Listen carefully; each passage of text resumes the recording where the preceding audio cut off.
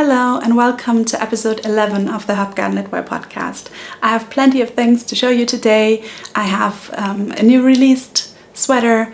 I have a project that will soon be able to go into test knitting. I have a finished sweater that I haven't shown you at all so far. And I have a new whip. So let's dive right in.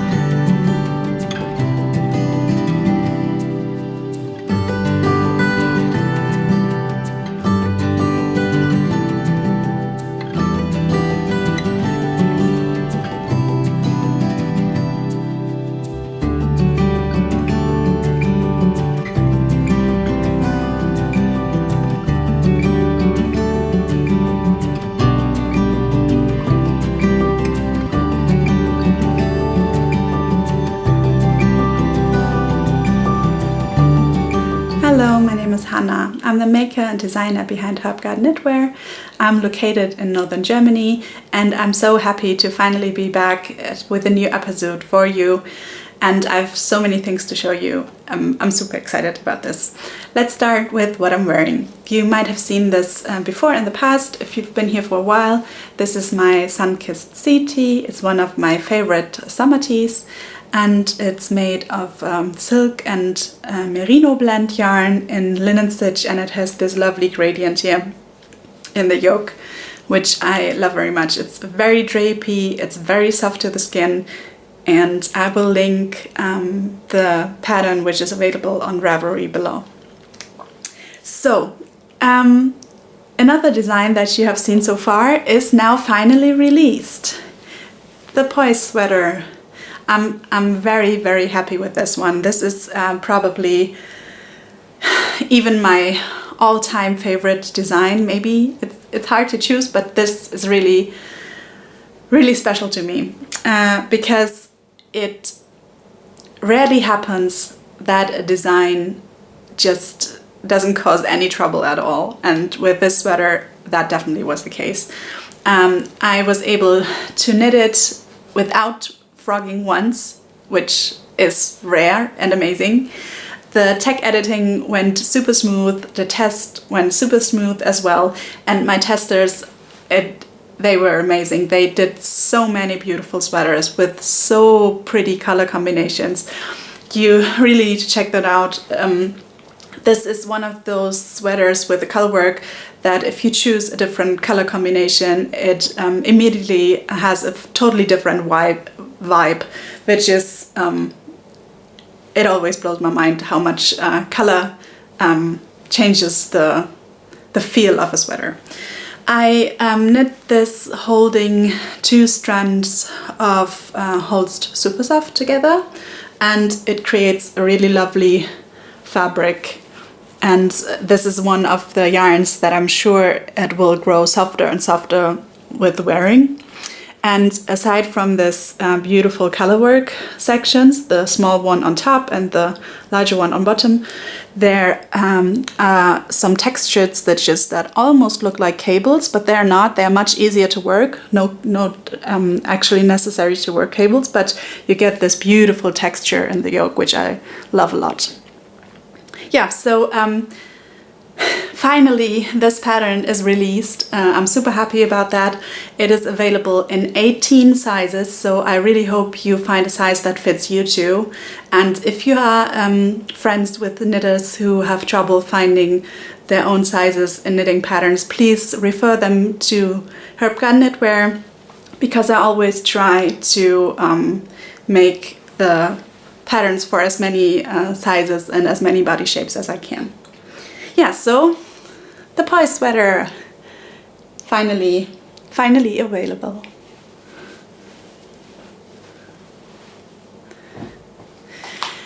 And I have some other great news I want to share with you as well, because it is now possible to become a subscriber to the HERBGARDEN knitwear newsletter. I decided that from now on I want to have a newsletter, and as you might know, I am a software developer in real life, so I was very lucky and able to implement the newsletter on my website myself.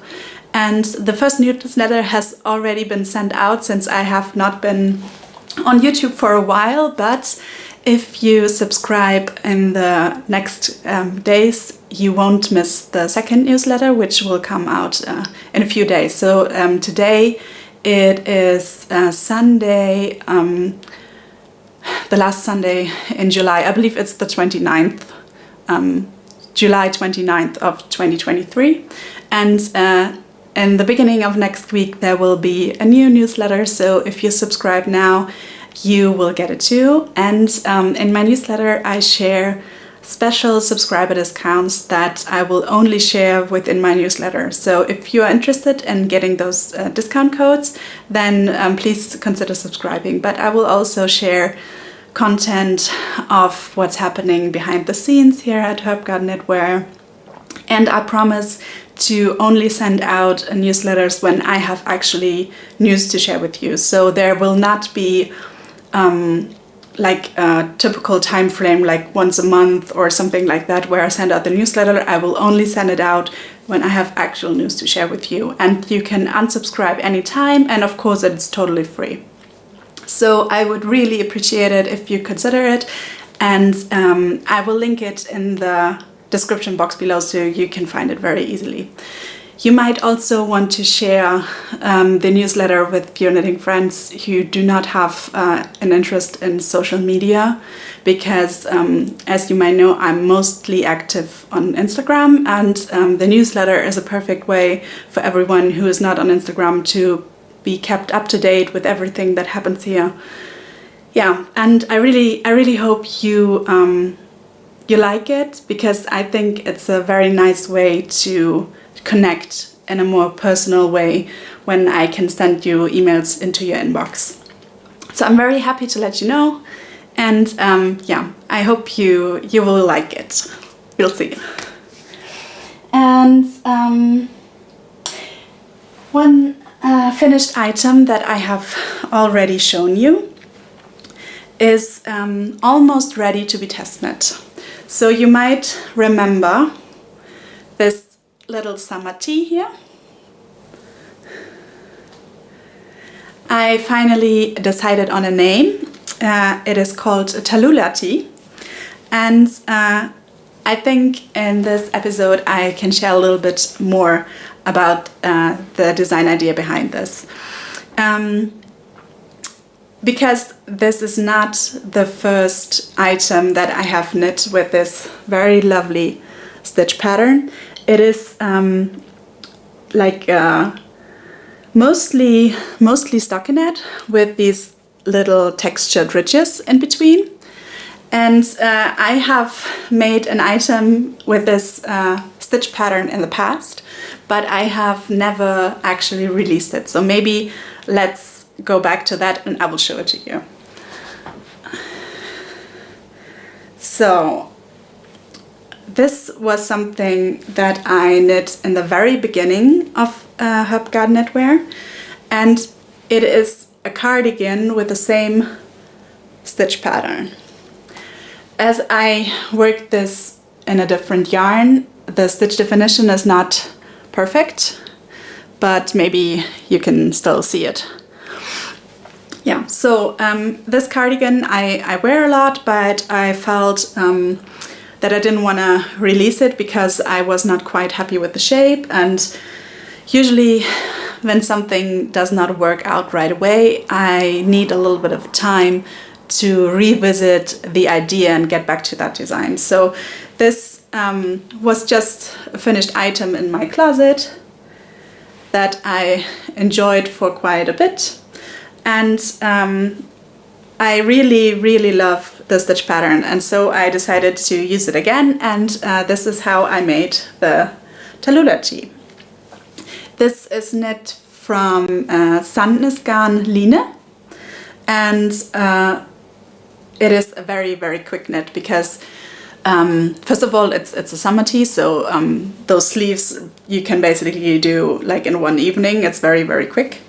And for me, the stitch pattern is very, very engaging because you have mainly stockinette, so this is like super fast, and you always like want to finish the next repeat, just like if you are knitting stripes. So whenever you finished one, you know, you go just one more row, and it is quite fun for me to knit this. So I might make more of it next summer in different colors because I really like it, and I'm super happy with the neckline shape. I will try to insert some footage of me wearing it, and I'm very, very happy with the shape of the neckline. The back neckline is a little bit higher, as you can see, and it has shoulder shaping. So here is the shoulder seam, and as you can see, it is a little bit wider here towards the neckline in comparison to the shoulder, which gives this tee a very, very lovely fit. And as you can see, it is so lovely and drapey. This Sunkissed Line always gives such a nice fabric. It is a blend of cotton, linen and viscose, and it's probably my favorite summer yarn ever. I often get asked to share a little bit about my progress and how I develop designs and write patterns, and I thought the Talulah tee would be a wonderful option to go a little bit more into depth why writing a pattern can sometimes be rather challenging, even if the design itself appears very simple. So this is a drop shoulder tee with a little bit of shoulder shaping. So in general, this should be a pattern that's rather easy to write in comparison to other patterns, but it definitely had challenges as well. So this stitch pattern that looks like a little chain, having this larger parts and the smaller parts here, it is a two-stitch repeat. And for me, it was important that the pattern aligned itself vertically. So if you look at a column of a stitch, then I wanted to have the same part of the stitch pattern in that column so that the pattern doesn't change like in this direction. It should be, if you look down like this in one single column, I wanted the stitch pattern to be exactly the same. But as you can see, I have also neckline shaping. So depending on how many stitches I decrease here at the neckline, I have to start with a different stitch in this repeat. And that is something that I had to grade for all sizes. And once again, I am planning to publish this tee in 18 sizes. So that was one difficulty. Then the next difficulty was that I really wanted the neckline to start on the same row for all sizes, so that there's one final row here that runs on along the whole width, and then just a little part, and then I wanted to start the neckline. And I wanted to start the neckline on the very same row for all sizes, because else the appearance would be different. Now the neckline looks just the same for all sizes, but that also means that I have to make sure I have the right row here and the right amount of rows in total, because on the front and then the back, because I need the right sleeve circumference. So I definitely would have made it much easier for me if I just had the neckline different for the different sizes, but I really wanted everyone to achieve the same beautiful look that I have in my sample. And I had to do that both for the front and the back neckline, as they are shaped differently, of course. So yeah, that was one difficulty.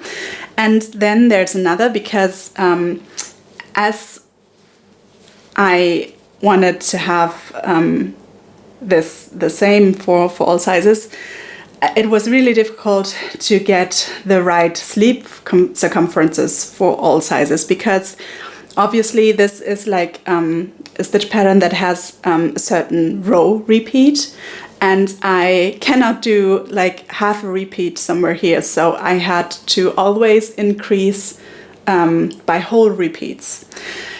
But if I increase on whole repeats, then the sleeves would grow too fast than would actually fit for the sizes. So that means I have to play around with the amount of stitches that are bound off here at the underarm. So just by making the decision to keep the neckline the same and beautiful in appearance for all sizes, it's not like the same head circumference for all sizes, because that would look weird, but it's the same appearance in regard of where the neckline starts in comparison to the main pattern. And just because I wanted that, all these other things were so difficult. The neckline really influenced the sleeve circumference. So I'm not sure if that makes sense. I feel it's very hard to explain, but there's so many things to think about when you grade a pattern. And as I said, it would not be possible to just add one more repeat and one more repeat, then I would have like giant sleeves, and that's not what I want. So yeah, you have to be really careful with that. And that is the reason why writing this pattern took me longer than expected, because I really wanted to go the extra mile to make it perfect for all sizes. And right now it is with my tech editor, and we have gone through a few rounds of tech editing so far, and I think we are close of finishing that. As it is now the end of July, and this is obviously a summer top, I have decided to not release the Talulah tee within 2023. But I really want to start the test knit as soon as the tech editing process is done. So if I'm lucky and everything goes well, then I will probably be able to open a call for test knitters within the next 1 or 2 weeks, I would suspect. But as always, no promises. I really want the pattern to be as good as it can be. Usually my patterns are fully formatted and in a state where I think it would be ready for release. And you get a pattern basically that looks like a one that you would buy if you test knit for me. And then I usually I love every feedback from my test knitters, but usually it should not be necessary to check all the numbers, because that has already been done by my tech editor. So the chances that you will find a stitch count that is not right are very, very, very slim. So usually you will get a very good testing experience. Yes, so as I want to start the test in the next few weeks, and as this is a summer design, I have decided to try something new, and I'm going to offer a very, very long testing period. So usually I will do about 8 weeks for a garment, but for this tee I have not quite decided yet, but the test will probably run till February or March next year. So you will have almost half a year to finish this tee. So if you're interested in test knitting it, then I kindly ask you to check my Instagram regularly, because there I will probably announce the call for testers. And yeah, I hope this will start soon. And as this stitch pattern is so fun and so engaging, and I absolutely cannot get enough of it, I decided to cast on another Talulah project. And it is going to be a cardigan, and I decided to go for this beautiful Sweetie yarn. It is called BC Garn Loch Lomond.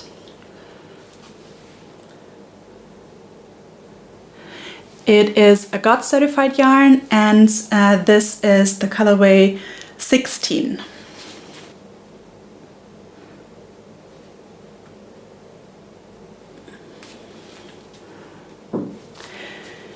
Yes, and I really love those speckles here. I'm not sure if it's visible on the camera because my screen is very small, but it has red speckles and also light blue speckles, and I really, really love that because I think it will match with a lot of other things that I have in my wardrobe. So, and as you can probably imagine, Tweedy yarn does not feel like summer, and that's totally right because I decided to cast on a cardigan again because, you know, of the orange one that I once made. But I think with this one I'm going to be a lot happier, but it's kind of difficult to show you right now because it's still on my needles. So I have finished the first front and the back, and I am now currently working on the second front here. And I know it looks like super open in the front right now, but that is only because it's still missing the button band, and I am going for a rather wide, large button band. As many of my garments, this will be a cropped cardigan, but I will also include in the pattern where you can add a little bit of length to just make it the length that you like. Yeah, and I think it looks absolutely lovely in that sweet yarn. It still needs blocking, of course. I have also the shoulder shaping here in the cardigan, and yeah, maybe I haven't told you yet, but maybe it's already visible. No, it's probably not visible because it's so hard to show, but it's going to be a v-neck. Yes. Yeah, so I just broke into the 4th skein, and I will finish the front, then I will close the second shoulder seam using the 3 needle bind off, and then I will probably do the button band first and then the sleeves. So so far I'm very happy with this. Knowing how difficult it was to grade the Talulah tee, it might take me even longer to do the cardigan because there's a lot more happening with the shaping of the v-neck.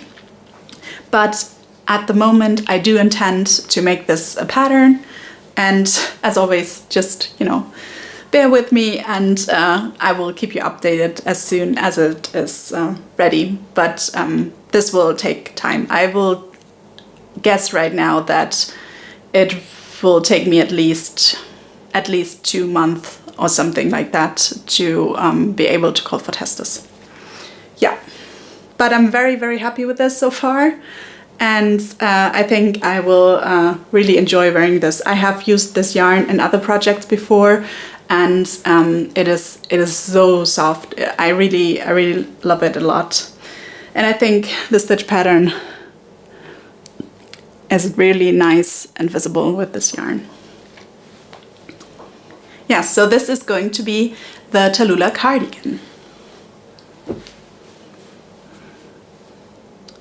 I have another finished object to show you, which is a little bit funny because I never actually managed to show you this as a work in progress since the last episode in May, and today it is like at least 2 months, I believe. And I had some rather long train rides, and I really wanted to have a project that I could take with me and just knit on mindlessly in the round. And so I cast on a new design, and this sweater is the result. It has how do you say it? Is it a mock turtleneck? I'm not sure. It's a high neckline. I will insert some footage of me wearing this sweater here somewhere. So it is a circular yoke sweater with this high neckline, and it has wide sleeves and ribbed cuffs that are a little bit tighter than the sleeve itself.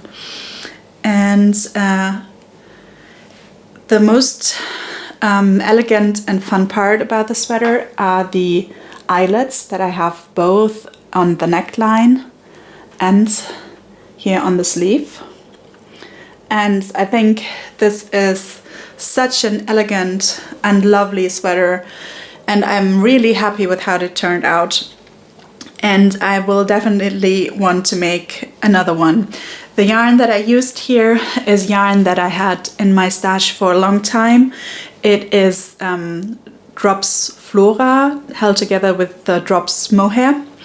And what was really interesting about that is that both of these yarns have a length of 210 meters, but I actually ran out of the mohair with the sweater, and I really played a serious game of yarn chicken, and in the end I did not have more left than 1 meter of mohair. So I am very lucky because it still has the length that I love. It fits absolutely perfectly, and it is very curious, isn't it? Like, if you have the same meterage for both yarns, then you only run out of one of them. That's funny, right? And I can prove it because I decided I do not want to have very small leftovers in my stash. So I used the Drops Flora to make a headband. Let me fetch it. I forgot it. 1 second. So this is the headband that I made, and for this one I only used Drops Flora, as I didn't have any mohair anymore. And I held it double, so I managed to make an adult headband with 2 strands of yarn, and this is so much yarn that I have left, and I have no mohair left at all, and I think that is very, very interesting. This headband is one of the first designs that I ever released, and I think it is such a timeless, lovely headband. It's called a raspberry headband because the yarn I used back then was this lovely raspberry shade. And it is such a quick knit because you basically work in garter flat, and the only thing that you have to do is this twist, which is described in the pattern, and then you just work flat again, and it's super easy, and you can hide the seam pretty well. It's not completely invisible, but it's rather invisible, I think. And I think this is such a lovely gift knit. It's so quick and so mindless, and yeah, it's definitely still one of my all-time favorite headbands that I have made so far. Yeah, so I digressed a little bit. This is what I made from the leftovers, and now I have no leftovers, which is perfect. But I'm very happy with this sweater, and I think I want to make a second one for 2 reasons. Reason number 1 is I think that this belt sleeves could be even a little wider at the bottom, which is, I guess, just personal preference. It's definitely a good fit as it is, and you can totally wear that. Sometimes I just like a little bit more drama in the sleeves. And the second reason is that I'm not sure I want to release a pattern using Drops yarn. I did it before, and I think for the price, Drops has reasonable quality yarn, and this has a lovely drape, but I'm always not entirely sure how ethical those yarns can be if they are that cheap, basically. But as I had this yarn in my stash for a long time, I just really wanted to use it and didn't want it to go to waste. So I used it, and I'm happy with the sweater, and I will definitely wear it. But I will probably do another one before I release this design.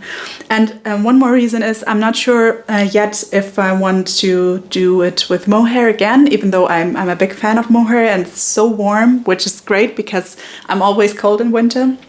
But I feel like this gorgeous eyelet pattern might be a little more visible if I do not use mohair. So I will keep you updated on this one. I will probably cast this on again soon because it's super mindless. In my head, I'm not sure if this is the final title for this sweater, but in my head I called it HERBGARDEN knitwear mindless sweater, because mindless sweater by itself is just something that is hard to search for. You will get so many results. So if I do just like the abbreviation, like HGK mindless sweater, HERBGARDEN knitwear, then it will probably be easier to find. But I have not made a final decision if this is the official name. It's just like my working title name right now. Yeah, I'm very happy with this, and writing up this pattern should be fairly easy and fairly quick. So no promises as always, because you know, life is busy sometimes, but right now I would guess that I will be able to go for test this for this one before the Talulah cardigan that I just shown you. Yeah.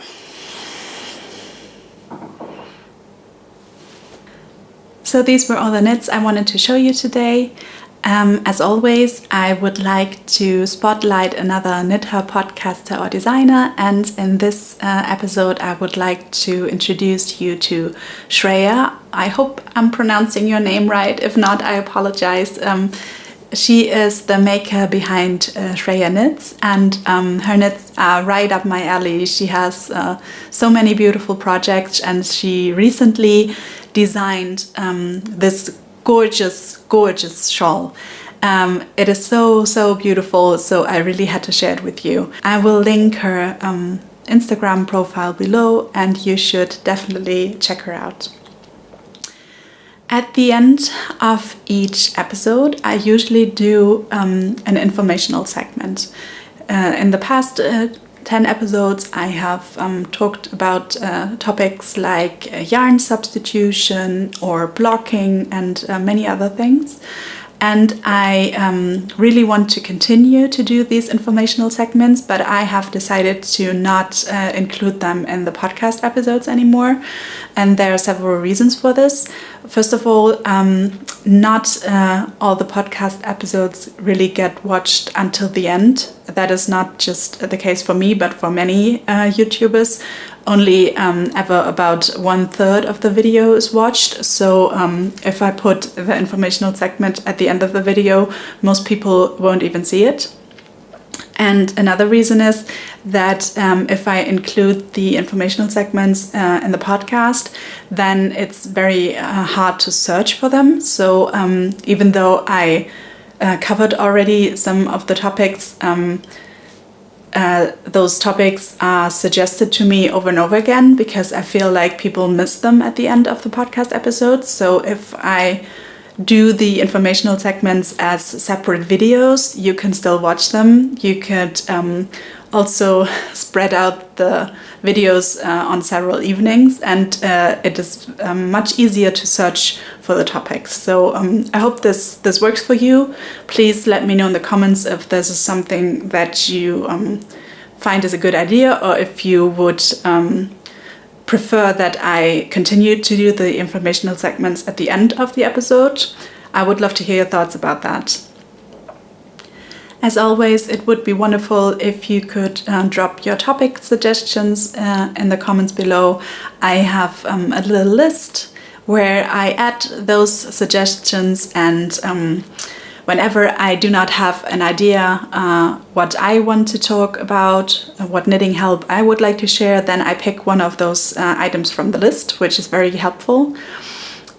So please, if there's something you would like to know about, is it no matter if it's about knitting in general or designing or anything at all, then please drop your topic idea in the comments and I will add it to my list.